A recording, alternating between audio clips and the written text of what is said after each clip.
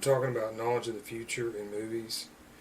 And in this clip, I'm going to share a repeating meme pattern of information that I've seen in several movies. This is shown through repeating X's, as in the letter X. And accompanying this, there's also the idea of a channel. And I'll show this, it's in many, many movies.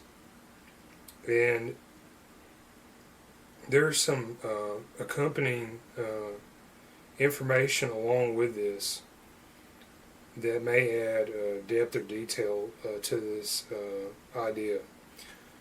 Alright, so the first one I'll show, this is Back to the Future,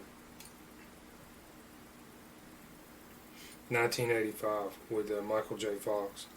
Alright, so he travels to the year 1955, and when he steps out into this town, Plaza, Hill Valley, California, fictional town in America, note the surroundings. Okay, as soon as he peeps his head here around the corner,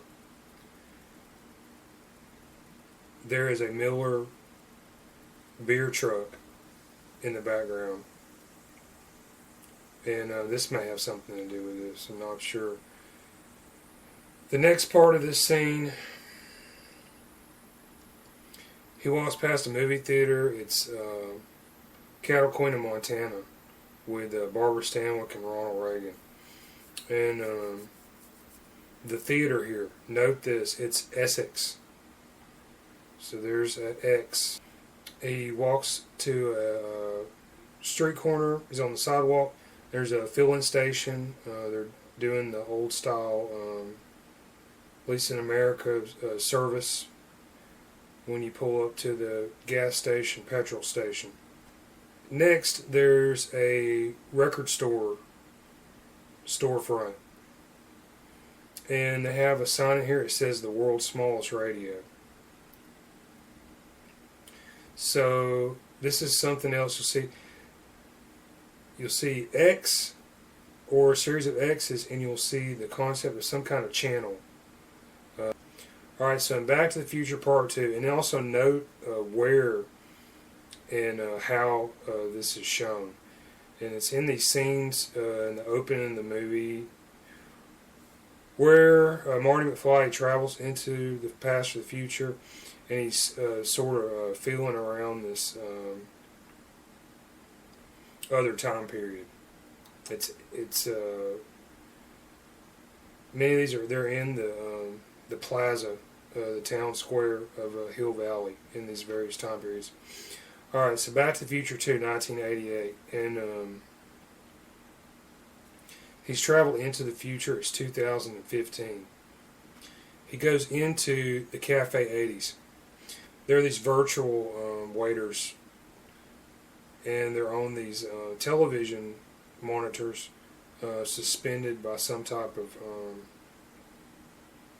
robotic arm. Alright, so here's the television. So there's the concept of the channel. You see Old Biff. And behind him you see two X's. So here this is again. So the next one I'll show. This is Goldeneye.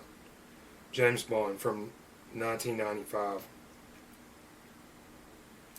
So here we go. This is another, it's the opening scene of Goldeneye. Pierce Brosnan, he infiltrates into this complex where there are apparently Russians and some kind of weapons cache. And in this scene, okay, there's the general character in this movie. Take a good look at him. I believe that this man, he looks very similar to the actor Vin Diesel. Of course, Vin Diesel, he was in Fast and Furious and Triple X. So here are the concept of the X's again. The climax of this scene involves a trick where James Bond, he makes these 2 or 3 feet high cans pop out of the ceiling. They inundate this Russian military detachment. Alright, this involves actor James Marsden. So he was in Disturbing Behavior. He was also Cyclops in X-Men. Alright, so there's your X. And you go back, I did a video on Disturbing Behavior. You take a look at actor James Marsden. To me, he resembles Brad Pitt and James Franco. So, another actor that he looks like as Cyclops and in this Disturbing Behavior film is Paul Walker, who is in Fast and the Furious with Vin Diesel. An obvious link through X-Men, it's to Anna Paquin, who was in Rogue. And then she was in this television show, True Blood, which involves a type of beverage. In the Fast and the Furious from 2001, they're hijacking these big rig trucks, and they're lifting these DVD players out of these things.